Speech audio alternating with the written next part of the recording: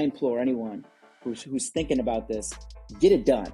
Write your script, at least for that first issue, know where you're going with it before you approach an artist, because they want to read it, they want to understand it, they want to see it before they're going to commit a minute, of their time. But I like the aspect of you're just getting the point of view of this regular judge who's putting all of these wannabe superheroes in jail because they're kind of acting reckless. Damn. And I always tell people, it's like, yo, if we had superpowers, you think we're going to be like Superman and I'll laser every fucking one of you. That definition of vigilante, yeah, that's exactly what people are going to be doing in real life. So I love that aspect of it. The important thing that I did to build my presence, it is building a social following of people who really give a shit about what you're putting out there, because those are the people who are actually going to buy your thing. I like tights, man. I like it. It's good. Yeah, I'm glad you liked it. When I'm reading it, I'm like, yo, this has like the boys vibe. It has Invincible kind of vibe. I like the aspect of, and I don't know where the story's going after issue 2, but I like the aspect of you're just getting the point of view of this regular judge who's putting all of these wannabe superheroes in jail because they're kind of acting reckless. And I always tell people, it's like, yo, if we had superpowers, you think we're going to be like Superman and all of these crazy... No, it's like people are going to be doing shit that is like that definition of vigilante. Yeah, that's exactly what people are going to be doing in real life. So I love that aspect of it. What made you go that route instead of just focusing on a specific hero? Yeah, I just enjoy, the kick-ass vibe of the reality of, what would really happen, if people tried to do the right thing, but they don't got superpowers. A lot of them don't have the training, but they want to get out there, they want to help. The reality is it would be a shit show, I think, for everybody. It's very dangerous, Yes. If you see someone committing a crime, they're probably willing to risk more than you are. And so to thrust yourself into that position, what would happen? And I'm just a fan of, the boys' style of just mature humor. And again, they have superpowers, but it's still like the reality of it, right? Like these people who are put in these positions of power, they probably wouldn't all be, Boy Scouts about it. And so, the kick-ass, the boys, that's perfect, man. That's exactly what I'm going for. Yes, kick-ass is another one. That was one of my first like super thick graphic novels that I purchased on my own. That was like at that level. I had my uncles and shit smuggle Spawn in the house without my mom knowing and shit. But yeah, man. So we'll take like a deep dive, but I want to introduce you. All right, YouTube, what is goody? We're on another episode, and we have Chris. Is it Waigand or Wagon? Weigand, it's a weird one. Someone butchered our German name way back when. No, it's a weird one. All right, cool. So if somebody else butchers it, I'm definitely gonna butcher it. But we have Chris Waigand. He is the creator of Tights, which is on lesser known comics. The level of writing is up there. I have 2 projects that have high level like writing to where I'm reading it and I feel like it's a TV show more than a comic, and that is Luna with Concrete Comics and yours, man. So I got to give it to you. Wow. Not that saying that either way is like bad or good, but that just shows like the level of writing that you had. Even when I was reading The Black Trainer, I found myself reading it in a black voice and it fit with the words. So now my question to you, do you have a writing background, like a higher level writing background? Like, how'd you get into that? So, my day job for most of my professional career has been in advertising. And so, and I got into advertising because I always wanted to get into entertainment writing, whether that's, TV, movies, comics, grew up I've been reading, collecting comics most of my life. I just wanted to get into a profession that I could start a career with and then maybe meet the right people. And, it's kind of gone in a really positive direction.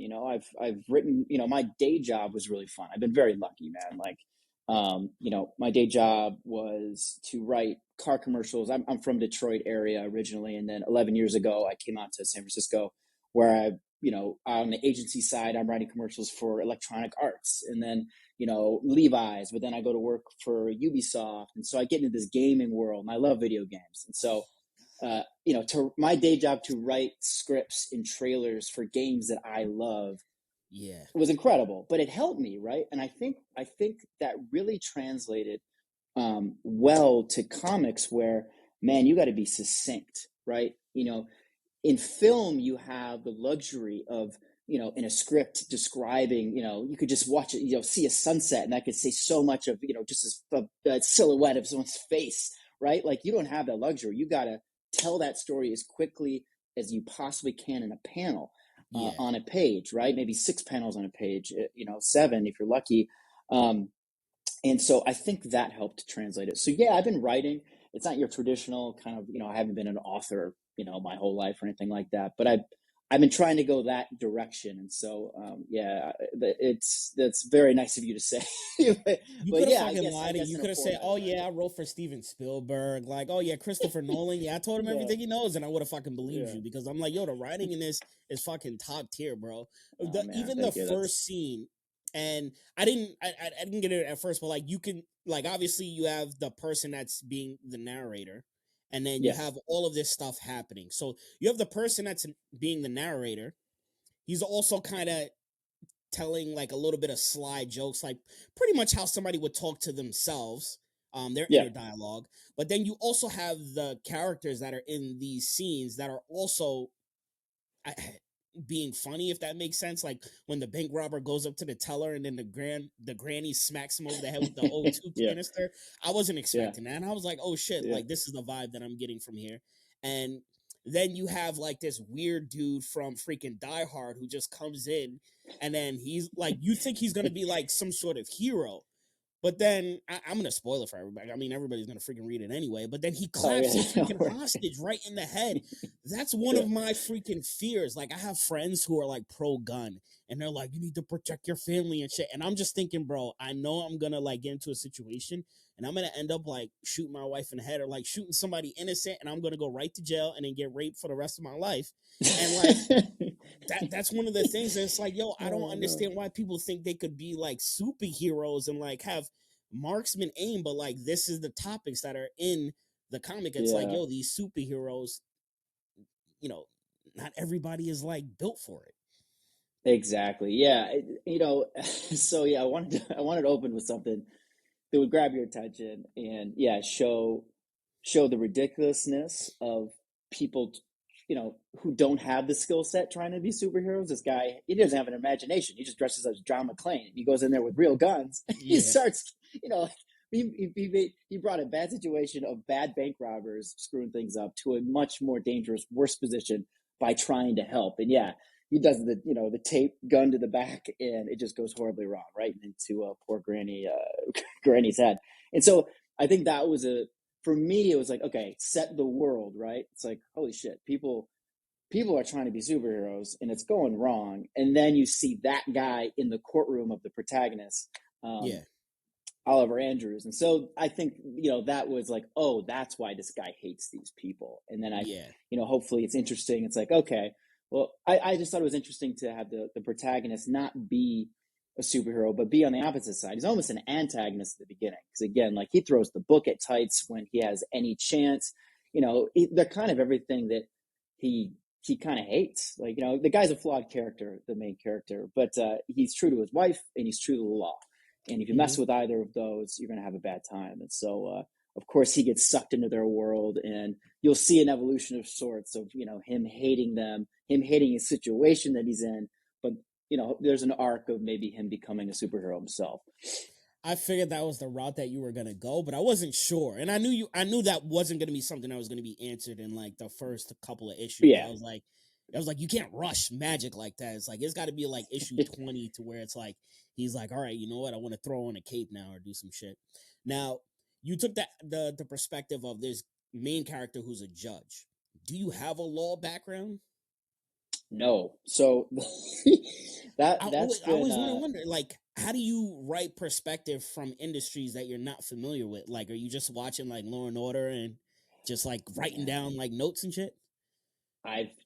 doing research for the courtroom scene and how they talk, right? How at the end of the John McClane, the Fat John McClane, when they're giving him a sentence, just like those details. I'm like, I want to get those right.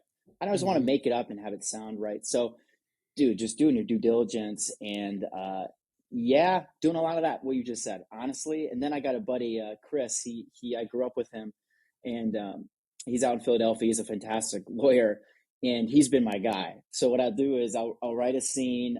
I'll hopefully get close doing my I've been looking into how the people speak, and hopefully I get it right, and then I send it to him, and he always has a perspective, or he always throws some knowledge at me that I'm seeking, that makes it as true to real life as I can. Of course, it's a work of fiction, and I'm pushing some boundaries, but he's been a tremendous help. So yeah, I it is not something that comes natural. The guy isn't in advertising, and this is happening to him. But again, I really liked that perspective of someone on the side of the law, right? Yeah. And how they would perceive what's going on, and what would happen if then they would have to break the law themselves to survive, the situation. Yeah, I always think that's a strong theme when you have somebody who's so straight in line with the law and law and order and being a law-abiding citizen, but then you get put in a position or a situation to where you have to break the law, and it's like a life or death situation. And yeah. I always love those perspectives. That's why I like Jim Gordon, because he allows Batman to just run around in the city, and it's like, yo, it's kind of illegal, but at the same time, exactly. It's like, yo, he's getting a lot of people off the streets, or one could say he's getting more people on the streets, but whatever. But yeah, I like that perspective. I like it. Now, oh man, it's so many different things. All right, so we talked about the dialogue, we talked about the main character. As far as the story goes, and then planting it with lesser known comics, how did that relationship come about? I'm so lucky. So the first two Kickstarter, after the first Kickstarter, I started seeing lesser known comics, and the artists who were the creators that were working with Mark and lesser known comics, and those are the stuff that I was digging the most, that I saw in crowdfunding. The people I was actually reaching out to, because I didn't know a damn thing. About making comics, and then about launching to self-publishing comics. And so, did you have this? I found a lot before you went to lesser known. What's up? Did you have this first? Like, did you have it created before you went to lesser known comics, or after? Oh yeah, no, it was before. So this whole thing came together right when COVID started, and right when I went on paternity leave.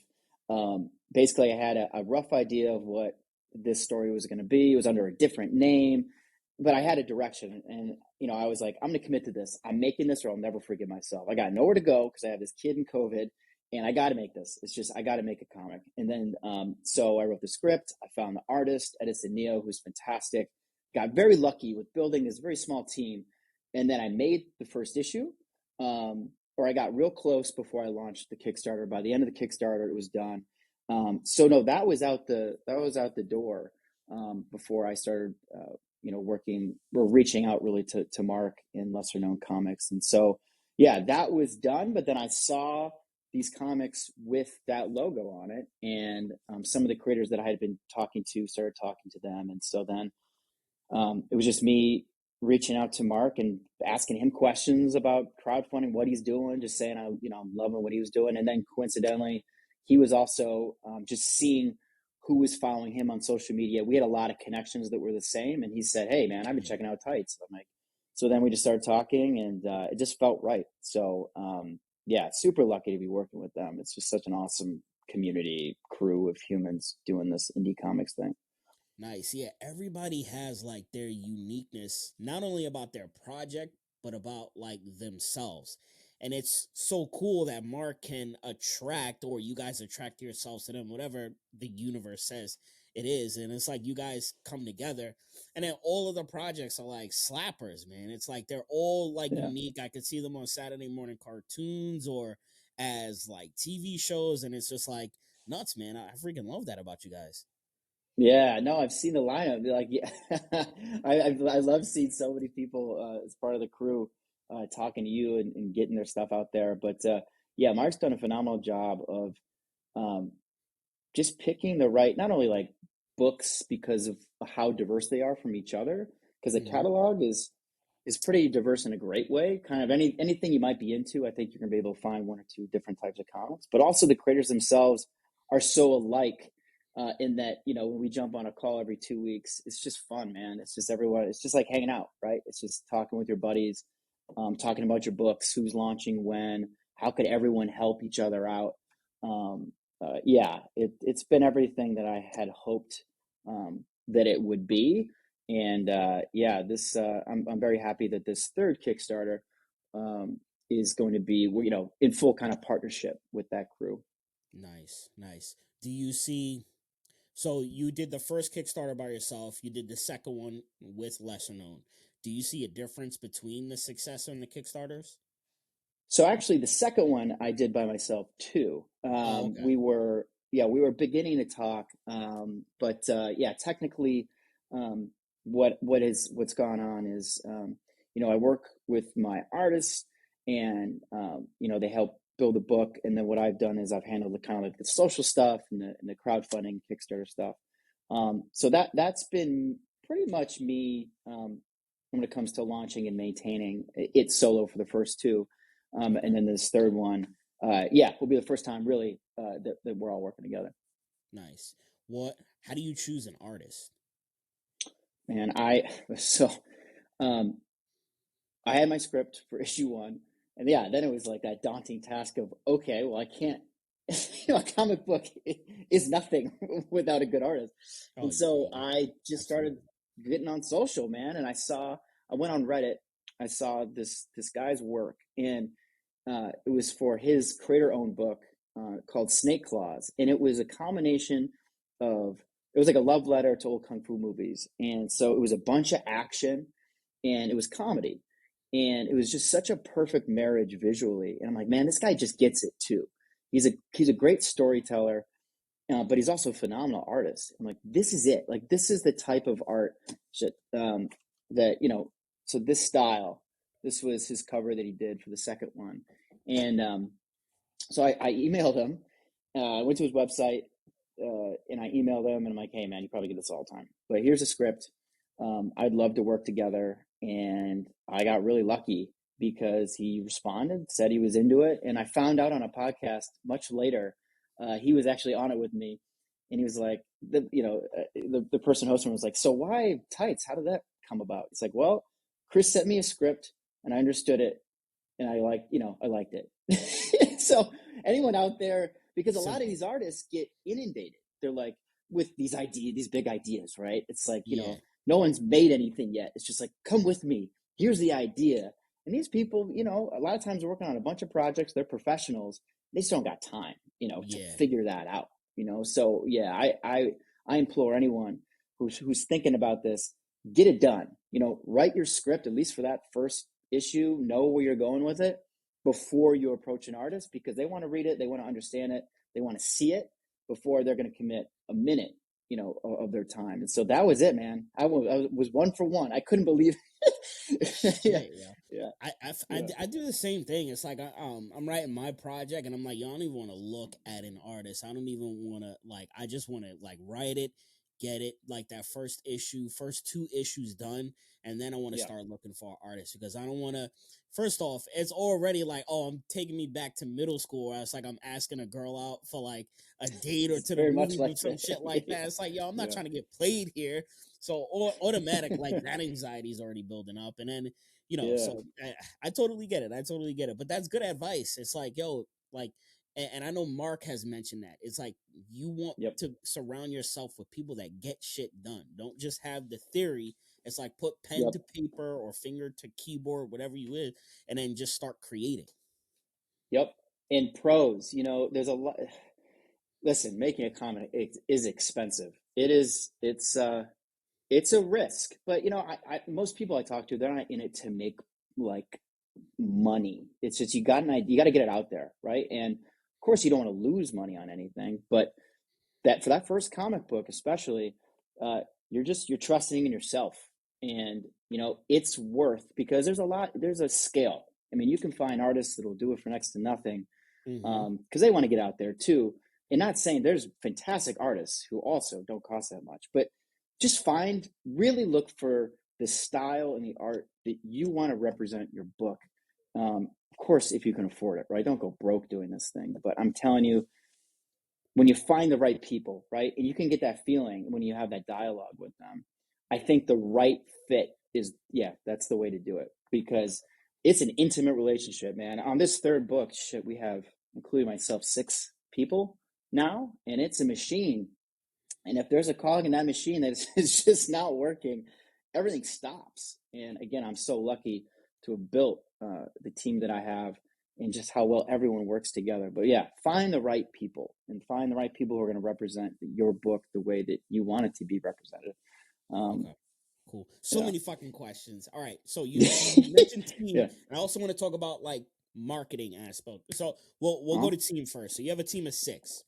How does this team get put together? I interview creators. I'm cool with creators that are one-man teams, and they have like I a don't know how they do it. 5-issue manga with like 50 pages each. And I'm like, this is fucking insane. And it's like good. Like one of the guys that I got to shout out, Golden Mist, he does everything on his own. Pandio, right? Moonlayer, he pretty much does everything on his own. But then, like for me, I can't do that. I know I can't do that, right? So how do you put together a team? Yeah, I know. I wish. It's crazy. These talents who can do everything. That's a different level of talent that I'm very envious of. So yeah, you got to find the people who are really good at all that stuff. Now, okay, so for the first issue, it was Edison Neo out of Singapore that I found. He did everything. I knew this guy was going to blow up. And so I was like, man, I just want him for a couple issues. Now he's with IDW. He's got an 8-issue thing. He just did a cover with Ninja Turtles. So he's blowing up. So I'm like, I am so very lucky. This guy is doing sketches, pencils, inks, colors. And then he's like, hey, I'm a little busy. So for lettering, I actually know this guy, Reed Hinckley Barnes. He's like, it was so funny. He's in Singapore telling me, he's like, I got this letter. He's really good. I worked with him. I think he's in California.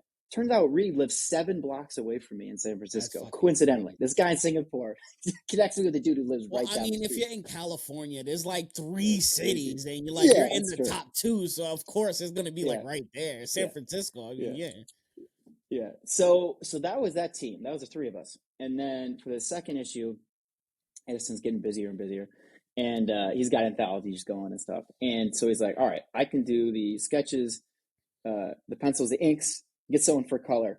So then I got Maya Opicic, who the way I found, her, is I put the call out, on my social channels. I made a post. I'm like calling all colorists, if you're colorist, and you're looking for work, here's tights, here, I'll send you the first issue.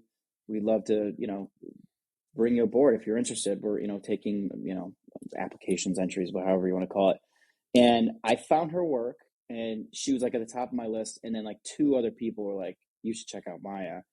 And then I was so lucky when I reached out to her. She's like, yes. So we brought her aboard. And then on this 3rd issue, just scooping up the team of Avengers for freaking making. I know, man. It's crazy. So this 3rd issue, Edison's too busy. He's blown up. He's doing his IDW thing. But I'm so very lucky that I had an artist, Kyle Petchak, who did a variant cover for issue 2. And I just love his style, and marries really well with like kind of what we have. It's obviously his own thing, but you're not going to be like, what is this? It's still very much in that world. He does action so well, and you can have the very serious stuff of someone getting blasted, on the page, but also have a smile, kind of. It's kind of hard balance there. So he was perfect. And again, so lucky that he was like, yes, I can take on a full freaking issue of 24 pages. And so he stepped in for the sketching pencils. I got, then I had to find an inker. And so then, again, it was the call to get it out there. It's like, all right, well, who's a good inker that I can, reach out to? And it was the same thing. I made a post, and then people said, hey, Matt Seaborn, he's the man, and he's awesome. So I brought Matt aboard. So it's Kyle, Matt, Maya. Maya has a person who does the flats, then myself. And then there's now, we have 3 covers. So Edison's doing a cover, and then I got another guy, Samuel Owunzi, who's amazing, out of Nigeria, who's doing a cover for me again. But it's all reaching out. Long story short, it's you see something you dig, just ask them. Don't be afraid, right? Just reach out to them, message them on whatever social platform that they're involved in, and they're going to say yes or no, but you won't know until you ask. And I've been very lucky that I've gotten yeses from some of my top picks relatively quickly. And it's a little bit of leverage in networking, because it also sounds like people are like, all right, cool, I do this, and I got a guy for the lettering. So we could offset that a little bit. How, in totality, and you don't have to give me like the exacts of your project. I'm also not the IRS, so whatever. But like, how much price range does it cost to actually make a project like yours? Let's see. What would I be at? This sounds a good question. Let's see. I mean, it's thousands, right? Trying to see. 35. I mean, thousands could be 3,000s or 9,000s. Yeah, it's it could be the range that I've seen for sketches, pencils from great artists, 100 to 175 per page. For inks, it could be anywhere between $30 and $70. Colors, I've seen $40, $75 or more.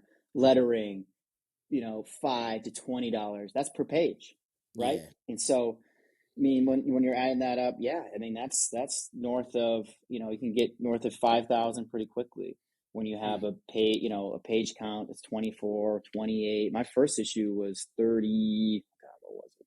32 or something. But man, it's an investment.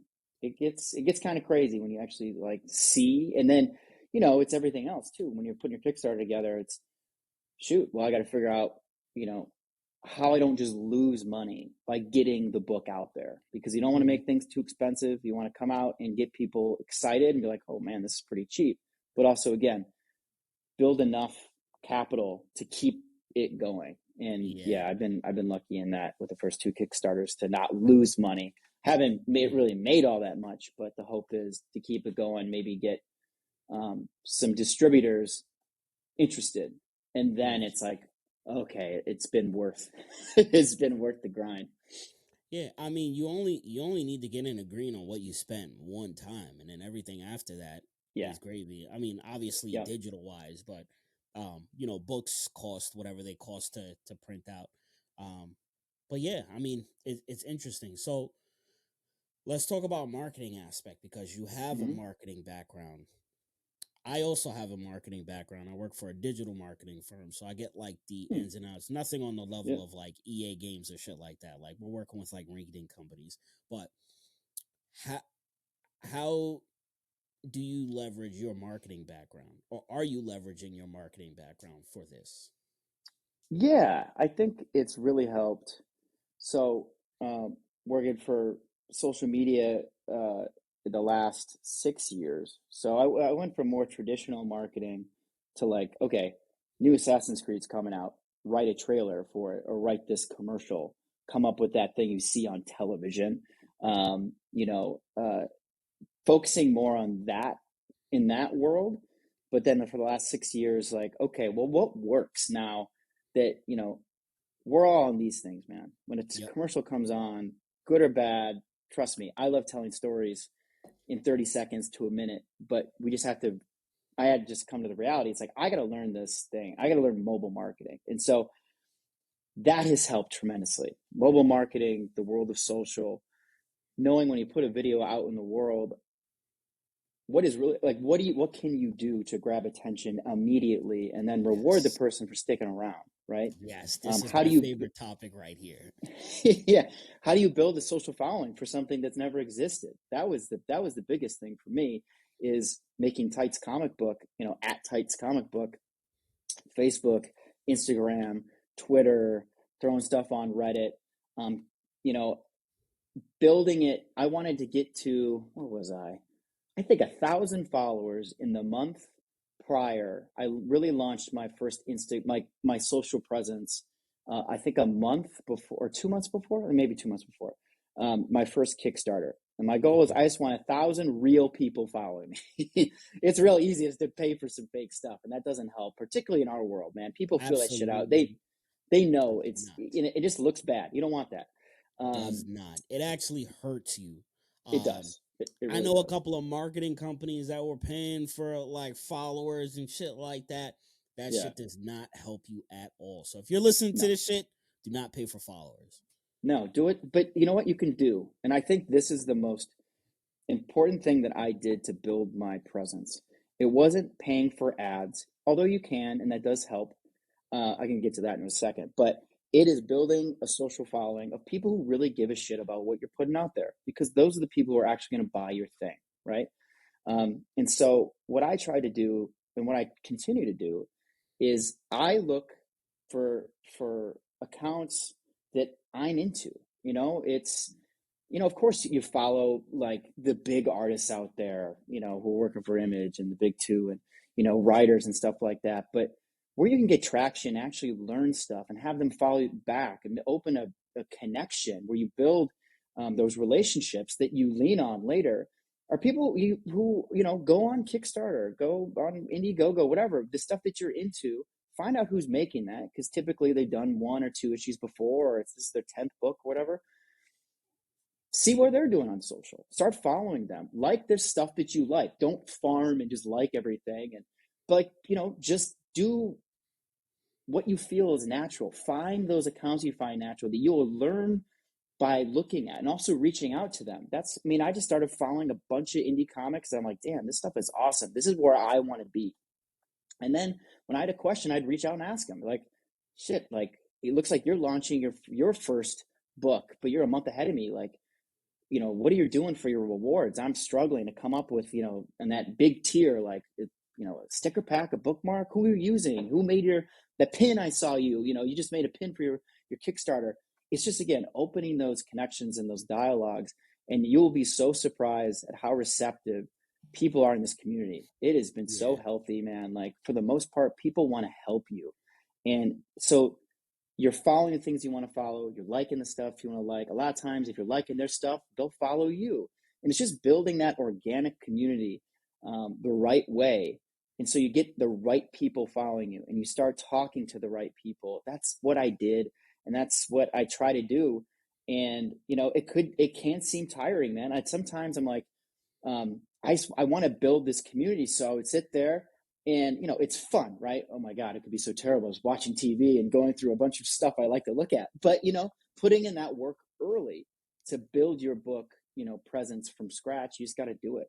Yeah. And that has been the most powerful place to get people to care about the book, and then to ultimately to get strangers to click on a Kickstarter link to purchase it, right?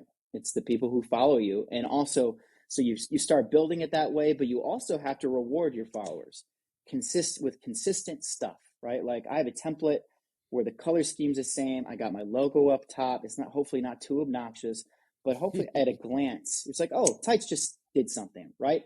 Yeah. And it's particularly when your Kickstarter, I'd say 2 weeks out from it, through your Kickstarter, you got to be putting stuff out there almost daily, and that is a grind. But Yeah. you got to make sure that they can't miss it, right? Like, when you are live and you want people to check it out, you got to make stuff, and you got to put it out there. So build your following, and then make the content, and make it consistent, both visually, and then also consistent is when you're releasing it, right? Almost daily, particularly when you're doing your thing with your crowdfunding. There you go. There you go. So, and everybody listening to this is coming from the perspective of, we can label him as like an executive in marketing. Like you heard, he works for a marketing company that does full commercials for like EA Sports. I mean, I'm EA Sports, EA Games. That's like a pretty big deal in the marketing world. But what is he telling you? You're telling us is that, hey, you got to kind of like dumb it down a little bit and figure out how you can connect with people on social media on a more personal level, which isn't like so grand as far as like the video editing and like the budget in your video content. It's like, no, sometimes it's like just being super authentic and posting daily and then just Yep. catching your viewers and building up that following. Yeah. And talking about, so I'm a copywriter by trade. I can work in some editing programs a little bit, Photoshop, I'm all right. But what I've used is Keynote. So that's the PowerPoint that comes with your Mac, right? Like Yeah. that's the Apple version. Wait, And what I are you made using Keynote for? to make everything you see on Tight's comic book is on a Keynote template. I got a 4x5 and I got a 9x16. And what I do is I copy and paste. And what I love about Keynote, because I used to work in InDesign, but you have to link everything you put in InDesign. It's a pain in the ass, man. Keynote's great. Is you click and drag anything into it. You don't need folders that link to it. It's there. And so what I do, oh, there's my daughter. Is nice. They kind of made it almost like Canva a little bit. Yeah, no, it's pretty phenomenal. And so what I do is it's really easy for static content, but even for my video, what I do is I use the transitional elements that you can do, and then I make it a self-presenting movie. Okay. And so then I drag that into Photoshop and I add music to it. And then I export it, and then boom, I have a piece of video content that can be a reel, or it can be in TikTok or whatever, all made in Keynote, which is ridiculous. But it's fast. It's fast. Super it's difficult. Really fast. I gotta put together like a fucking like masterclass to like show you guys like how simple it is to freaking make like simple video content, but for like social media. You'd be surprised how fucking like it's simple. You can get like complex a little bit, but what I see is like the more complex you get necessarily isn't good, or the more flashy, or it's like a lot of times it's like you said in the beginning, it's like stopping people in their tracks to get them to take time out of their day to watch your video, because people are scrolling and people are scrolling fast. I fucking get it. It's like even with my company, like sometimes we have account managers that are running profiles that get like no views, and I look at the videos and like I make videos like for myself. I don't do it for my company. So I'm thinking in my head, all right, they should have did this, or this lost my attention and I'm purposely watching this video. So it's all about like that first like 0 to 3 seconds. It's really at like the 0 seconds. That's right. Yeah, 0 That's seconds. right. Like, can you put something on the screen? So like normally my content will have like, it'll have something that's so like fucking outlandish, like whether it's like the title or something that I'm saying that automatically stops someone, or image. And then from that 0 to 3 seconds, I always try to edit my video so I'm saying something so outlandish that like somebody is gonna like stop. Like when I edit this, I don't know, I'm gonna figure out something that's like super crazy, because I'm always trying to get people to get the most value out of the guests that I sit down with. And sometimes like the videos don't hit, and that's it's whatever. But I always want to help you guys and get the most attention that you guys could possibly get. So it's like I got to be on top of my fucking game too. No, you got it. Your videos attracted my attention because you're doing it right, man. Like you said it right, 0 to 3 seconds. That's what I was preaching to when I worked, in social media, going in front of all that. I was in gaming, so go to a room in front of the Sony people. It's that I had the slide. The first 3 seconds, they don't even matter. They're paramount, right? And then I do a little click down, because every time we do a study, it's 2 seconds, 1 second, 10 milliseconds, whatever. You get it. Immediately get their attention. That's why in our world, static still works well. I know a lot of things are video, and I think that's also, it's important to have a healthy mix of static and video assets, because some people are just sick. I mean, it's almost as if something's not moving at this point, you might grab someone's attention more because it's a static image, particularly when it's art. Like if you're showing off something art, like I'm doing a reveal of the cover art that Kyle did for our first cover. Yeah. And I got 3 videos right now showing from sketches. That's another thing in our world. Progression videos, people love that stuff, or how you create things. I'm not the artist. What I do is I take the sketch and then a second later, right over it, it morphs into the pencils and it morphs in the inks, then the colors, then the lettering. So we're doing that for, I do that for a lot of the pages. Those typically perform well. And then I'm doing this for the cover, but when the cover will do the full reveal, sure, I'll do a video, but then I'm also going to do a static because again, people are just, they dig different things. And I think, yeah, that's a good point to put out there. But back to what you're saying, your branding, you do a great job with that. Make sure people think of it as like, think of mobile almost as you're going 80 miles an hour down the highway, right? You glance up at an auto home, like a big billboard. If they're doing their job right, if McDonald's is doing their job right, the color scheme that you see at a glance, you might not read what they're saying, but there's that impression.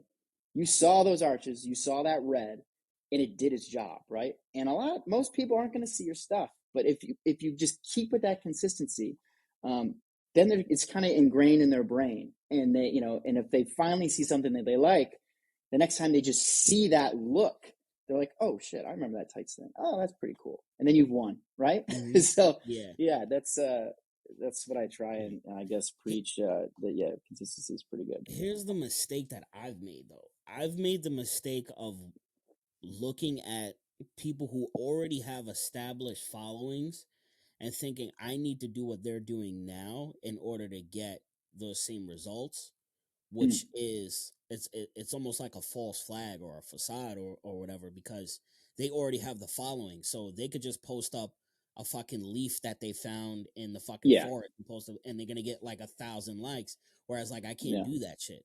It's like you have to, and I've tried to find like the profiles that are like so brand new in a certain time frame, but they're exploding.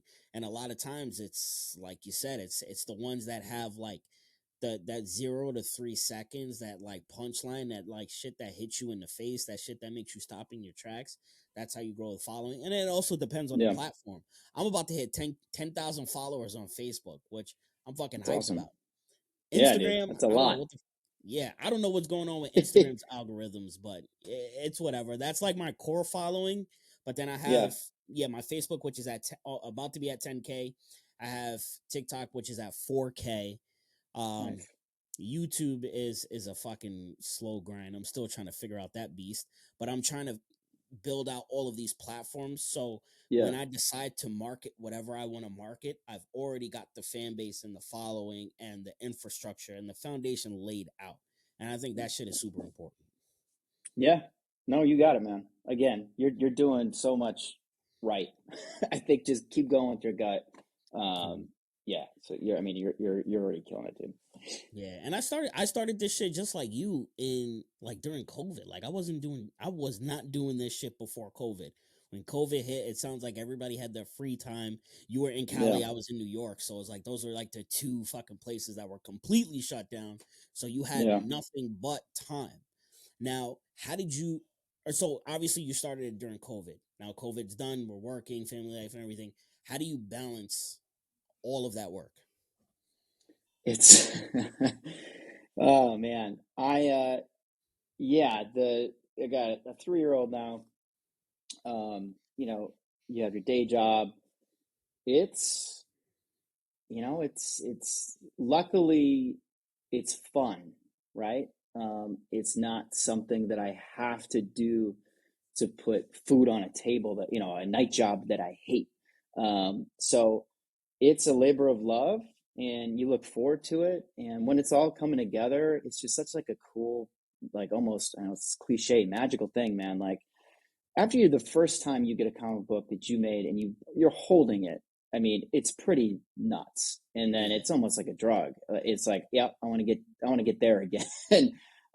So it's just a lot of extra work, right? And I'm lucky that I've worked from home, and I just need to be doing different things all day. And so taking a healthy like mental break from my work just for 30 minutes to write something for the comic or do something, make a post that I'm going to release the next day at 9 a.m. because I know that's a good time for Instagram and people on the West Coast are getting to work and people on the East Coast are starting their lunch thing. It's all building and then releasing later, right? So, whether that's half an hour during the day and then at night I finish it, or the weekends or whatever, it's just like anything. It's just, outside of your normal life, you just find time for it. And luckily, it's not breaking me. I only have one, I only got one book. I mean, I know some people who are doing like 3 different things outside of their day job, and they have 2 kids, and so I don't know how the hell they do that. but sometimes it's difficult, but most of the time, you're doing something that's fun. Nice. You have 1 3-year-old. Yeah. All right, nice. I got a 3-year-old and a 1.5-year-old. Oh wow, man, you're in the thick of that then. Yeah, I don't know who me and my wife let us convince us to have 2 kids under 2, but it is the most craziest thing ever. Like, you play video games, so it's like, when you have like a specific item or you have something where your EXP quadruples, that's how your parenting skills quadruple. When you go from 1 kid but then 2 kids under 2, that's like equivalent to having like 5 kids that are like spread out. It's fucking nuts. But I don't know how you guys do it. I honestly don't know how you do it. I have no idea. Bro, I literally had to, I got off of work.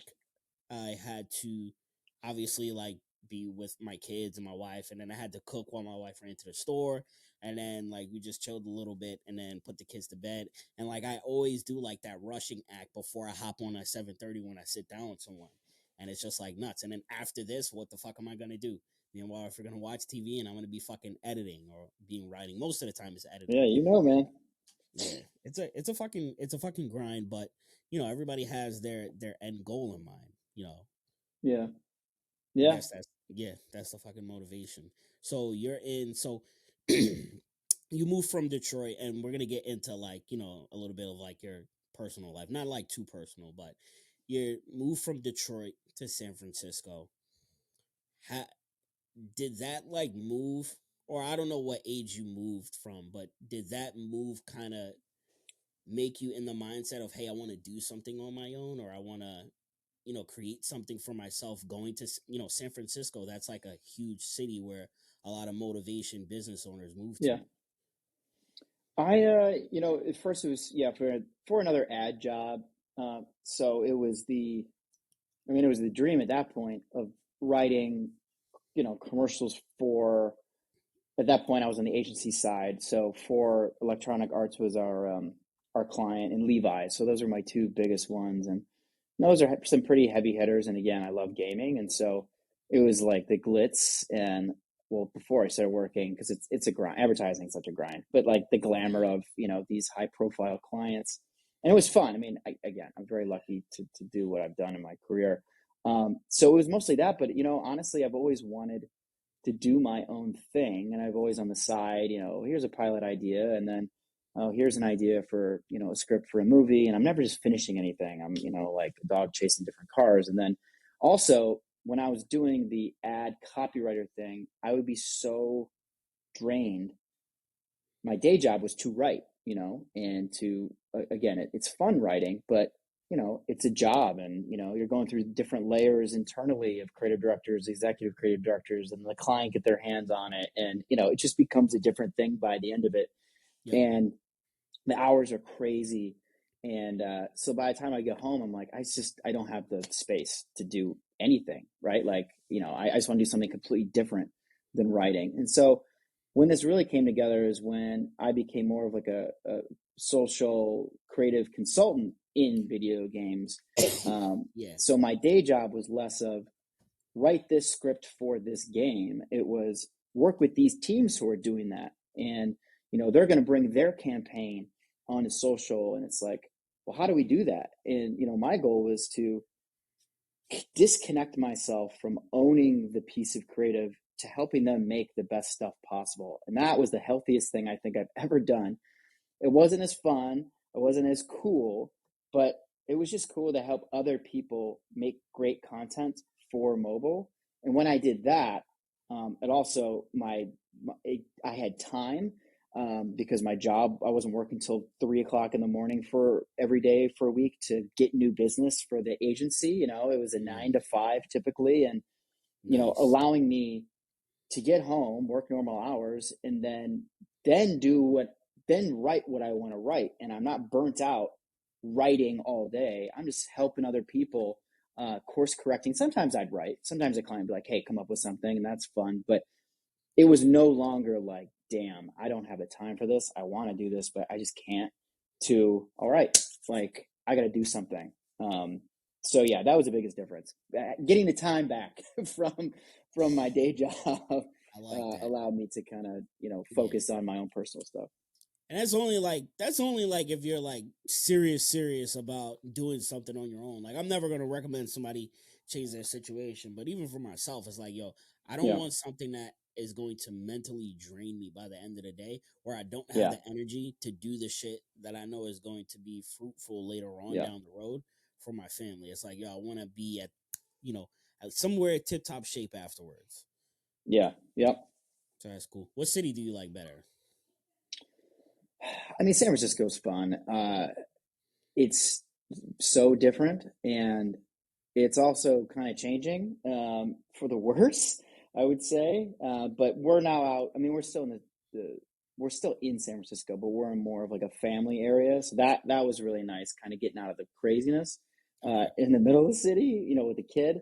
So I mean, I'm a 15-minute walk to Golden Gate Park or to a beach when it's nice enough to go to a beach. But I don't know. Detroit, what's crazy is since I've left, of course, it's had its kind of a renaissance. And when I go back, it's surprising the hell out of me. Like Really? the downtown is now what I always wanted it. My wife and I, that's where we met at Michigan State, and she grew up there for most of her life. It's becoming the city that we always wanted to be part of. And so, I'm never one to say I've never moved back. Um, who knows, man? They're so different. So yeah, it's hard to gauge just because I haven't been able to live that new city life in Detroit that I've been, like seen when I go back to visit for like a week at a time. We're going back next month, so I'll Nice. check back with you. But yeah, it's looking really promising. So we'll see. That's cool. That's cool. That's cool. How is it being on the West Coast, but then having, I guess, like the hub of lesser known comics on the East Coast? Is there like a difficulty there, or it's just like, oh, everything's done through the internet?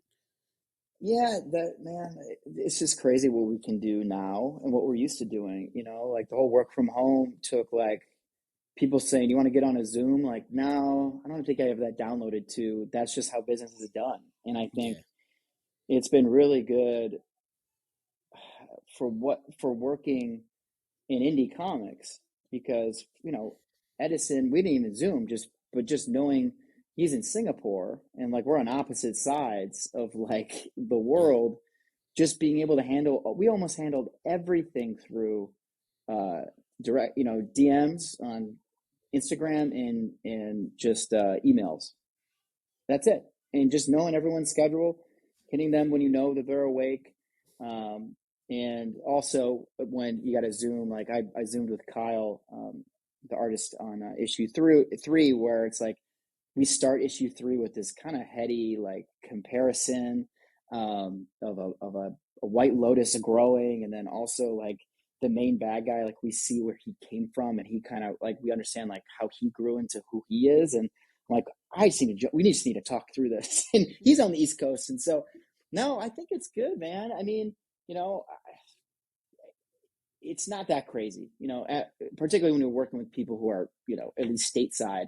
3 hour difference, you can find a time. And with, Nice. the tools that we're all now pros at, yeah, you can make it happen relatively painlessly. Shit. I like it. I like it. All right. One more question, and then we'll cut out of here for the YouTube crew, and then we'll probably stay for like 15-20 minutes for Patreon. Cool. Is there any competition between lesser known comics? Like, do we feel the burn? It's like who sells more, who's got the better story? What do we got? No, again, people probably won't believe me. I have not felt that, and I'm a very competitive person, Okay.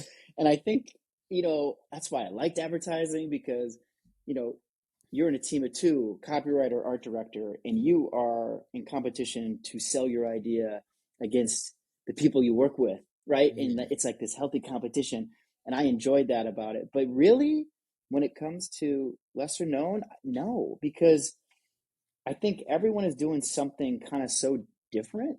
Okay. Um, and they have their styles so different. We're almost like we're pushed to be better. I mean, that's the way I feel. It's like every time we share new art or new ideas on the thread that we got going on, Instagram, Messenger, or whatever, or when we get on calls. Uh, fun. Daughter saying hello.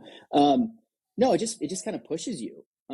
Honestly, who knows? Maybe that darkness will creep back up in me after I see something that is maybe closer to what I'm doing. But I swear, right now, it's just been a healthy relationship.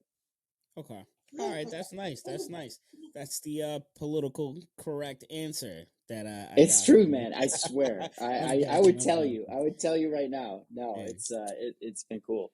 No, I feel you. I got accounts, I got profiles that I'm like, all right, I know I'm gonna be bigger than you guys one day, or I'm gonna be bigger than you one day. So it's like I got it in the back of my mind. It's like, all right, Yeah. keep, you're gonna have your run, but it's like I'm gonna be fucking like a massive deal later on. So and Now I I see just books. I gotta fucking play like mind games with myself like that. Yeah, but I do see books. I see stuff out there that is being distributed, at a massive scale. That's good work, but when I read it, I'm like, damn. I'm like, I think types could play in this arena, and so that's what keeps me going. Is when I read new books that get really great reviews, and I read them and I enjoy them. Um, I know it's my baby. It's hard to be objective, but I try to be, and I know when I'm humbled when I read something, I'm like, shit, that that just that kills it beyond my abilities and I'm Yeah. cool with that. But when I see something that's pretty close, I'm like, again, that drives me. I'm like, all right, man, if they can get this out there, I think eventually maybe tights can get out there too. Yeah, I wonder if it's, and this isn't just for like lesser known comics, but this is in general. Like, I wonder if it's good to have like a leaderboard of like indie comics, or if there's like a way to do it. I don't know. I know like Webtoons has it. I don't know if Voice.me has it for their project, but like Mm, they'll have like leaderboards or like this is like the top one trending this week and shit like that. yeah, I wonder if that helps. I mean, yeah, I don't know. I don't know. Sometimes I'll go in and I'm like, this doesn't look like something for me. But then yeah, I'll see something at like spot 17, like, oh, this looks fire. So I don't know. yeah. Could Well, be. global comics, they're also kind of blowing up. I don't know how. I got to visit. I got to go back to the site, but they might be able to do something like that. Like Comixology, that's really just the biggest books on planet Earth. But again, Global Comics is a mix of they got some heavy hitter publishers who are now part of that world, but for the most part, it's indie books. So Yeah. I think someone like them, where they can honestly just show you how many people are reading what, and then they could stack them up. I think they do something like that. I think you can do like most popular, and that's actually really interesting. I'm gonna jump back on there because I know they've made some changes, but that's a good idea because yeah, you could see what's killing it out there, and again, be like, Yeah. huh, Yeah. all right, Yeah. Gotta check that out. Gotta check that out. But yeah, other than that, man, Chris, man, I appreciate you. I appreciate you just willing to hop on, man. I gotta show love and thanks to anyone that, I always see myself as like a little like nobody. And just for people to oh say, come on. yeah, I wanna hop on, it's like a godsend, man. It's like that, like I told you, it's like asking on a first date and it's like you don't want to get denied, but thank you, man. I appreciate it. Anything you want to plug before we get out of here? Yeah. Well, really quickly, I went through Mark. So I'm like, dude, I see B minus. I'm like, I don't know if he's gonna. I got to have an in. Connect me with him. So I went. I went through him to get a date with you. So yeah, you know that. There we go, the But matchmaker right there. yeah, Yo, he was a matchmaker. I'm a laid back guy. The thing is just the timing and the busyness. It's like if I'm working on a Oh whole yeah. bunch of stuff, I already allotted like a specific amount of slots, and like we'll talk about this on Patreon. But for Yeah. Mark because we already had like an in-depth conversation. So it's just like, all right, cool. And I'm actually hopping on a call with him on Wednesday to like figure out a couple of things that he wants to do with Comic Wellsprings. But it was like, yo, I already had it Yeah. locked and loaded for you guys. Yeah. So thank you. And then, well, shoot, Tights issue 3. I think by the time you release this, July 25th, we are launching. And, we've had a lot of fun. We've got a lot of really good feedback with the other Kickstarters. You can get a digital copy for, $5. You can get prints for cheap. And then we got some really fun collector stuff that will never be, you'll never be able to get outside of the Kickstarter. Okay. And then of course stretch goals. We get real fun with that. We've raffled off skateboards before, tight skateboards and stuff for free to whomever. You could get a PDF, and then you'll be in that raffle. The more you spend, of course, the more virtual tickets. So we want to keep it fun and keep getting people to come back. So yeah, just look up Tights issues 1 through 3 Kickstarter. You'll probably find it. Check it out. We got also preview pages. There's a link there. But if you go to tightscomicbook.com, you can read the first 9 pages of issue 1 just to see if you like it. Like I'm not gonna push anyone to just blindly jump into here. Go to tightscomicbook.com, see if you like it, and if you do, I'm gonna let everybody know come it's check us out. fire. It's got my screen. Thank you. It's fire. It's like I said, like the first couple of pages is funny, and then you see this guy pop in, you think he's a superhero, and then he ices the freaking hostage by a mistake, like right in their forehead. And it's like, oh shit, like this is the type of time that we're on. Amazing story, Yeah. something that is original that I personally haven't seen before. I love it. Awesome. Thank you so much, man. No problem, man. No problem. But other than that, YouTube, we are out of here. I will catch you guys later. Deuces. See ya.